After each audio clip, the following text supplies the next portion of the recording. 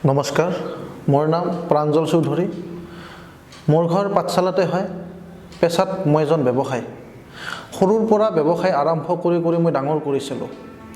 কিন্তু হঠাতে কি হৈ গ'ল ক'ব নোৱাৰোঁ। গোটেই ব্যৱসায়ত যেন মই লোকচানৰ সন্মুখীন হৈ গ'লোঁ। গোটেই ব্যৱসায়বিলাক মোৰ বন্ধ হৈ যাব ধৰিলে।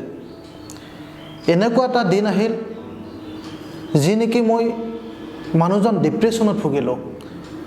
মোৰ গোটেই ব্যৱসায়ত লোকচান হৈ যোৱাৰ পিছত মোৰ যিমান বন্ধু আছিলে, মোৰ লগত আছিলে, গোটেই বন্ধুবিলাক মোৰ পৰা আঁতৰি যাব ধৰিলে। মই মানুহজন হতাশাত ভুগিলোঁ। মোৰ ৰাজহাড় ভাঙি যোৱাৰ নিচিনা হৈ গ'ল। পিছত মোৰ বন্ধু এজনে মোক লগ ধৰি মোক গুৱাহাটীৰ হাৰ্টৰ বিখ্যাত যাদু সম্ৰাট বিক্ৰম তালুকদাৰৰ ওচৰলৈ লৈ গ'ল। আৰু তেখেতৰ তাত গৈয়ে মই মোৰ গোটেই কথাখিনি কৈ দিলোঁ।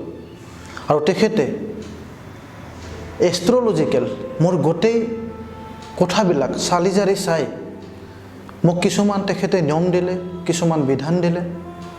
আৰু গোটেই নিয়ম আৰু বিধানবিলাক মই সসন্মানেৰে গ্ৰহণ কৰি মই ঘৰত নিয়মখিনি কৰিলোঁ, ঠিকমতে কৰিলোঁ। আৰু কৰাৰ 15 দিনমান যোৱাৰ পিছতে মোৰ কি হ'ল মই নাজানো।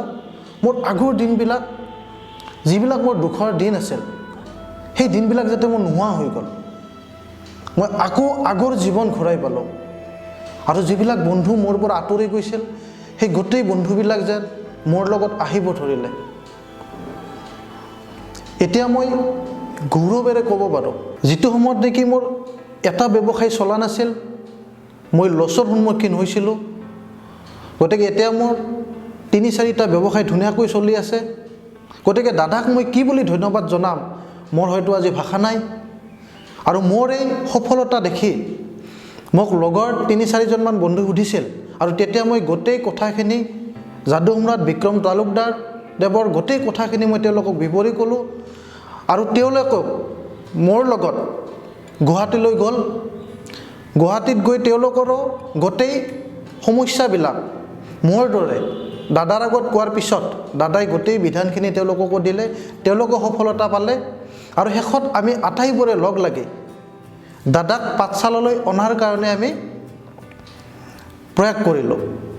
কিন্তু প্ৰথমতে দাদাই আমাক না কৰিছিল। দাদাই কৈছিল যে যিহেতু মোৰ এইটো ব্যৱসায় নহয়, গতিকে মই তাত যাব নোৱাৰিম, তেনেকৈ কৈছিল। কিন্তু আমাৰ অনুৰোধ দাদাই ৰক্ষা কৰিলে। বহুত ৰিকুৱেষ্ট কৰাৰ ফলত দাদাই মাহত মাত্ৰ 2 দিন আহিম বুলি ক'লে। যে হয় ঠিক আছে, তেতিয়াহ'লে মই মাহত 2 দিন যাম। দাদাই তেনেকৈ কৈ দিলে। আমি উৎসাহিত হ'লোঁ। গতিকে মোৰ দৰে যাতে পাঠশালাবাসী ৰাইজৰো উপকাৰ হয়, আৰু পাঠশালাবাসী ৰাইজৰ উপকাৰৰ কাৰণে দাদাক পাঠশালালৈ আনিম বুলি কথা দিলোঁ। আৰু দাদাইও কথা দিলে যে ঠিক আছে, মই পাঠশালালৈ নিশ্চয় যাম। আপোনালোকে যদি যাদু সম্ৰাট বিক্ৰম তালুকদাৰক লগ কৰিব বিচাৰে, তেতিয়াহ'লে পাঠশালা চিনাকি বিবাহ ভৱনত লগ কৰিব পাৰে। মোৰ নিচিনাকৈ আপোনালোকেও আপোনালোকৰ গোটেই সমস্যাবিলাক ক'ব পাৰিব। আৰু দাদাৰ তাত এপইণ্টমেণ্ট ল'বলৈ হ'লে এটা নাম্বাৰ আছে। আৰু সেই নাম্বাৰটোত কল কৰিলে আপোনালোকে এপইণ্টমেণ্ট ল'ব পাৰিব। মই নাম্বাৰটো আপোনালোকক জনাই দিছোঁ, 8822332200। এইটো নাম্বাৰত কল কৰি এপইণ্টমেণ্ট ল'ব পাৰিব। আৰু লগতে মোৰ ব্যক্তিগত নাম্বাৰটো আপোনালোকক দি দিছোঁ, 8453734477। এইটো নাম্বাৰত কল কৰিলে আপোনালোকক মই যিমান পাৰোঁ সহায় কৰিম। আপোনালোকৰ জীৱনটো আগুৱাই যাওক, সুখী হওক, সফল হওক, তাৰে কামনাৰে মই আপোনালোকৰ মাজৰ পৰা বিদায় লৈছোঁ। ধন্যবাদ। যদি আপুনিও আপোনাৰ জীৱনত এনে কিছু সমস্যাৰে ভুগি আছে, তেনেহ'লে আজিয়ে যোগাযোগ কৰক যাদু সম্ৰাট বিক্ৰমক।